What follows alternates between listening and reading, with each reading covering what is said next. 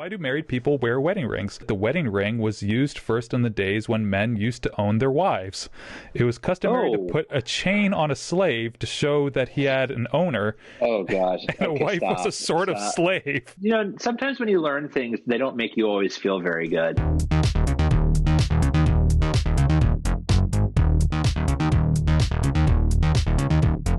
Hello, Video Rangers, and welcome back to another episode of Nothing New. I have with me today Marco Stafne, Executive Director of the Monshire Museum, where their motto is, "What will you discover?" So, Marcos, may I ask you, what have you discovered? I discovered that they make green power cords recently. I was specifically finding and looking to discover a power cord for this particular room. I thought I was going to have to paint the power cord green, but lo and behold, I discovered power cords are green. So that was a discovery at Dan and Witt's that I was happy to find. Well, when I was trying to discover things about you in preparation for this show, I very quickly found your well-manicured LinkedIn page. Thank you. You're welcome. It really lays out a lot of your life very nicely for me. I work on it every morning. You know, it's what I get up and do every day. Certain patterns sort of show up with you. There's theater, there's science, there's education. They seem to come together at some point. Something not on my LinkedIn page probably is that I used to work for Universal Studios Florida, and I would recreate. I noticed that you were in Orlando, so... Yeah. Everybody who is born in the state of Florida must, I think, work for a theme park at some point in their life. My job was to recreate the shower scene from Psycho about 26 times a day with volunteers. And they would recreate this in front of an audience of about, 300 people and an actress in a nude bodysuit. I had to explain the science behind the movie Psycho over and over. And another friend of mine was like, there's a job opening at the Orlando Science Center where you're explaining science all the time, but you're doing it in a theatrical way. Do you want to do that? The Orlando Science Center sounds all good, but let's back up to the murder fantasy thing you were just talking about. So this would be someone like from the audience, and you would dress them up as a murderer to in front of people, murder a person in a nude bodysuit. I would dress generally a large man about the size of you or me. Chico and I are both rather large men, and in a dress and a wig. And then I would hand them a plastic knife, and I would have to say things like, pull it back behind your ear, don't go beyond your nose. Now, if you hit the actress, she's going to hit you back. Before that, though, you might find more funny, I used to work for the Wild West Stage and Stunt Show, and my primary job was to load guns and throw guns at cowboys. There's a lot of questions that come to mind. Hitchcock famously used chocolate syrup. Yes. Was there a black and white element? Was there a blood element? We didn't have any blood, but we did show the shower scene. And if I wasn't watching it while I was on break, I was listening to it. Were you talking about it from a production angle or from an anatomical, this is what happens if you get stabbed? This is we were talking about camera angles and how Hitchcock was able to utilize, I think it's 90 different camera shots or angles. It might be 60. 78 separate camera angles. To recreate the feeling of someone getting stabbed. But in actuality, Janet Leigh never gets stabbed.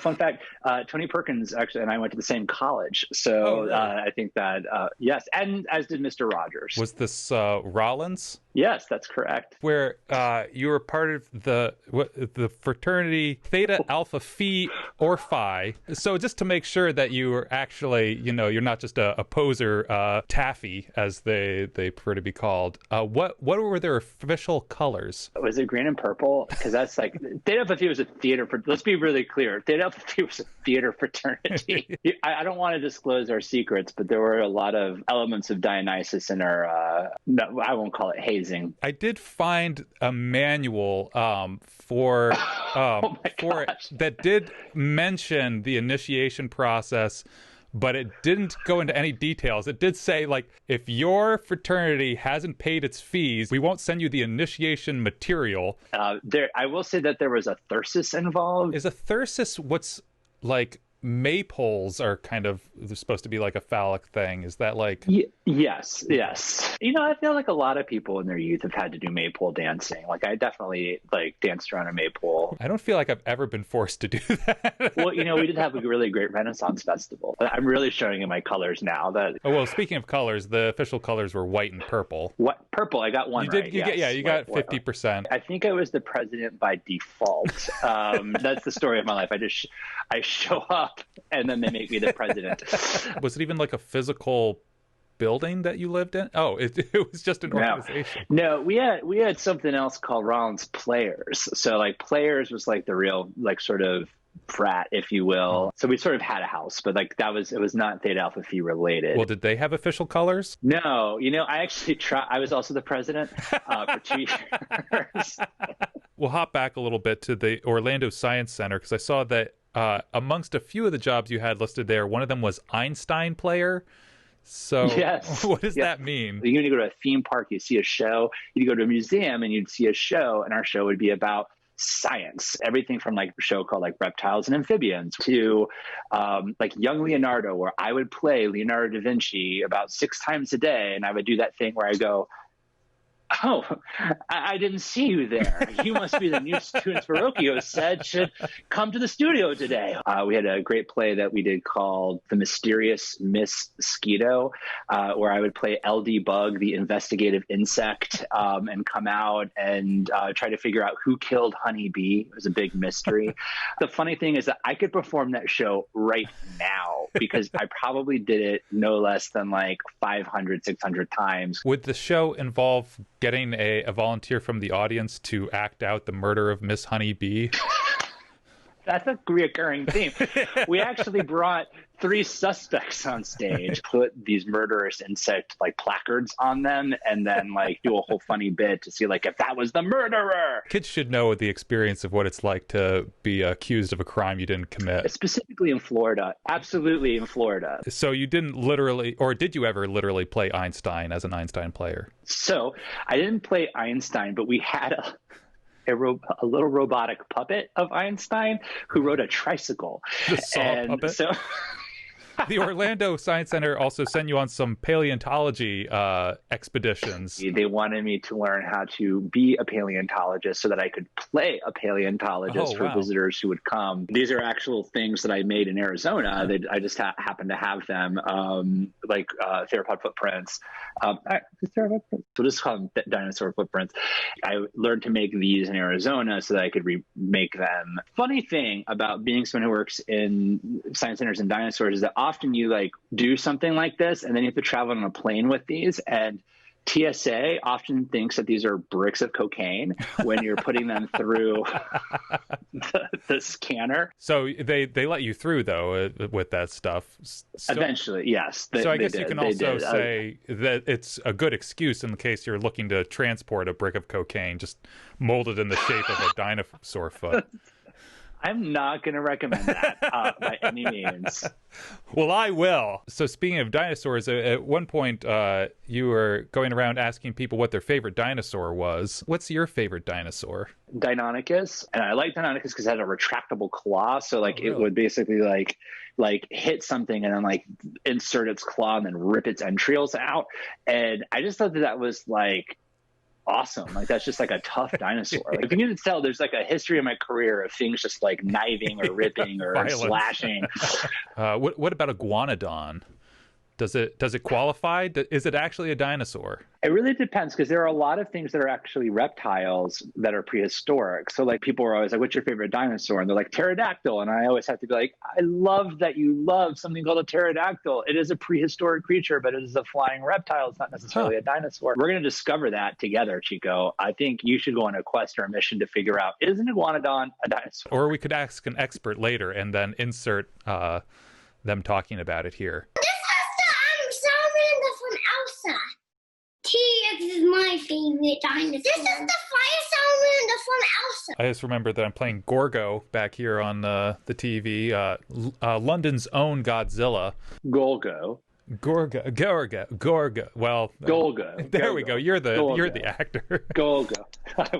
I once was, yeah. Once was, yeah. What was the last time you acted in something? It was like a musical that was called Loud, and it was loud, and it wasn't very interesting. And I realized quickly that I just don't love people telling me what to do. Also, like, I'm not great at learning lines anymore. Like, you need something that's more like a one-man play, where you're also the director, and it's one of those plays that doesn't have words. Everybody wants to see that.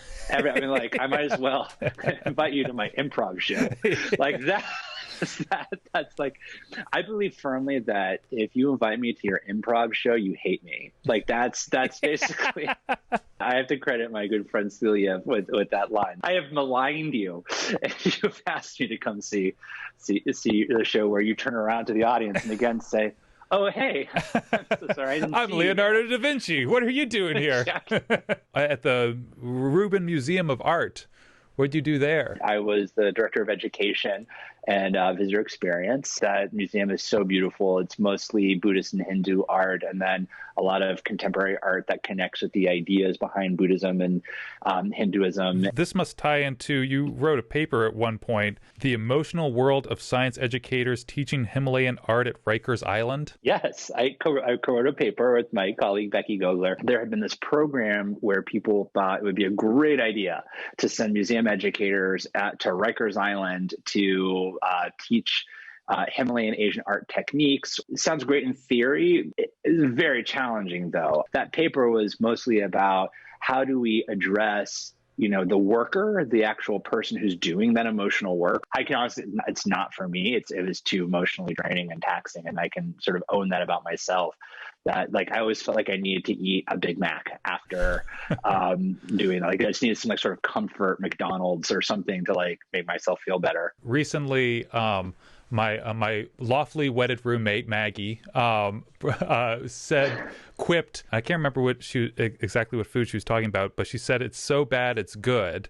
Can you like food ironically? Combos is a great example of that. Like, I love combos, and if you're on a road trip and you're hungry, combos is what's going to do it for you. Right? I would actually interject that not all combos are great for road trips.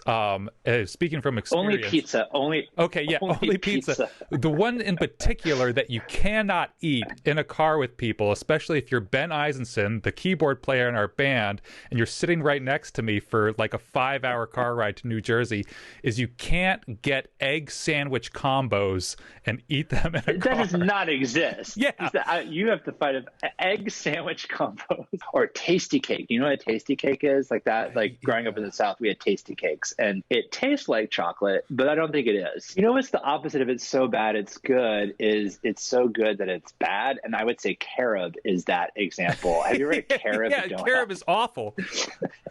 And carob, it's always given to you by someone that's like, no, it's as good as it's chocolate, or it's as good as chocolate. It's so good for you. Yeah. I dated a vegan once, and let me tell you, that vegan was constantly like, this carob donut is going to change your world. And as a vegan, you can have chocolate. It never did. You can have dark chocolate, and it's fine. It's great. But it doesn't taste like chocolate. It tastes like carob. It tastes like gasoline or something. Cocoa is somewhat related to the coffee bean, and you have relations to coffee and Panama. Oh, I'm half Panamanian, and my grandparents live in Panama, and they have a coffee farm. I didn't really drink a lot of coffee when I was a kid, but now I do. Recently, Maggie asked me to pour some water for the coffee maker, and I poured some hot water, thinking that it would boil faster, and then she'd get her coffee faster. And she said, no, you can't pour hot water in there. So I Googled it, and everyone on the internet seems to agree you can't put hot water in a coffee maker, but no one seems to agree why. The majority of water that we have, at least here in the great state of Vermont, is sitting in a hot water tank. It might be sitting for longer, so it's not... I happen to have a coffee maker right here. Oh, there it is. Okay. And people have brought up the minerals in hot water. Hot water collects more minerals, especially if it's in a hot water tank. You pour the water in the back here, and then you've got this little spout at the top, and the water boils, or it turns to steam, and it condensates, and then it drips over your coffee. That's distillation, right? I believe so. Right. Shouldn't that leave the minerals behind? We only have limited time today, but one could imagine spending hours and hours and hours on this particular topic. Yeah, one could imagine creating like almost an entire show around this or something. While I've still got you, I was wondering if you'd like to answer some listener feedback with me. Sure, I would love to answer some listener feedback. Oh, this one's heavy. Ugh. That's a lot of letters. You're getting that many letters I'm getting so many letters these days from J Hope Ho.